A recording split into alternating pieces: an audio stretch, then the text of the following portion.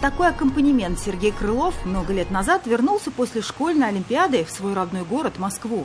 Но те татарские песни, которые он услышал сначала в Казани, затем в поезде на обратном пути, настолько запали парню в душу, что он спустя 10 лет надумал изучать татарский язык.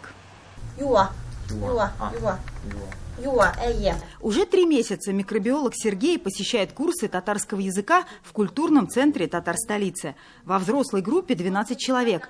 Изучение строится по самым базовым правилам. Сергей признается, узнает для себя много нового и интересного. Обычная речь, конечно, достаточно характеризуется быстрым темпом, и поэтому воспринимать не очень просто, но как бы уже за эти 3 месяца несколько больше слов стал узнавать, например, даже когда слушаю песни.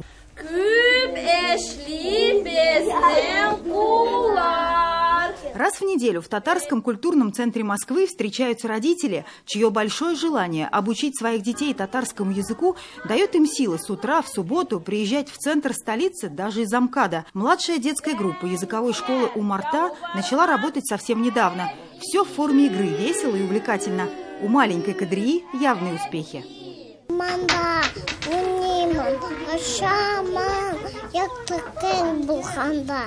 Рассказ о том, как сейчас в Москве преподается татарский язык, привел нас к знаменитой исторической Ленинке, Государственной библиотеке СССР имени Владимира Ленина, расположенной через дорогу от Московского Кремля. Сейчас это Российская государственная библиотека. Сегодня можно смело говорить о том, что интерес к изучению татарского языка в Москве переживает свое второе рождение. Учителя ищут новые формы преподавания, привлекают креативную молодежь. Пример тому акция, запущенная татарской автономией столиц «Эч Суйс Татарча», когда молодым предлагается в течение недели, в течение месяца изучать по 3 новых слова на татарском языке. Процесс обучения переносит на новые площадки, как, например, сюда, в Российскую государственную библиотеку. Затрачиваемые усилия позволяют не только подогреть интерес к татарскому языку, но и в целом привлечь внимание к богатой, многообразной татарской культуре.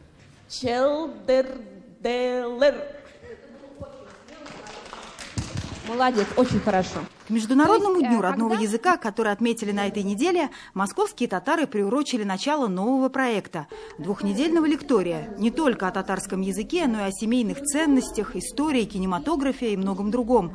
Например, одна из лекций была посвящена психологии татарина, а само занятие построено вокруг образа «Хитрый татарин». Идея шла, на самом деле, видимо, давно к нам, потому что мы собирали маленькими небольшими комочками, кусочками, собраниями. Слушатели хотели, то есть слушатели предлагали сами эту идею в том числе. А тут уже формат, у нас предваритель МУРС Москвы, он предложил, как раз сказал, что Ленинская библиотека может нам предоставить эту аудиторию возможность проводить в таком формате лекции. Я уж с удовольствием. Вот за эти 2 недели, пока будут идти лекции, пока будут приходить слушатели, а как много они смогут почерпнуть? Потому что ведь 2 недели такой маленький срок. Конечно, маленький, но в любом случае азы, какой-то фундамент мы сможем заложить. Наша собеседница не новичок в подобных проектах. Осенью на радиостанции «Эхо Москвы» она принимала участие в запуске программы «Говорим по-татарски», выступив ее соведущей. Тему соприкасания и даже, если можно так сказать, взаимного врастания русского и татарского языков затрагивает лингвист Татьяна Миронова. Она же куратор проекта лекторий со стороны Российской библиотеки.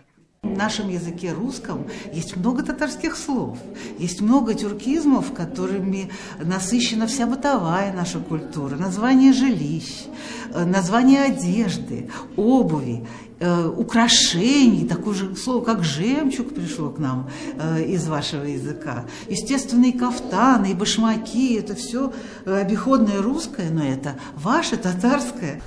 Никита Матренган – москвич. Он француз по папе, по маме же татарин. И это подтолкнуло активного студента к изучению родного языка своей матери. Теперь он тоже посетитель языковых курсов. Просто в интернете начал искать и наткнулся, что вот как раз в культурном центре есть уроки. Любой язык – это ключ культуры. Я просто хотел сблизиться со своими корнями вот таким образом. Дина Газалиева, Матвей Шинкаренко, Александр Ярошов, Роберт Муртазин. 7 дней. Москва.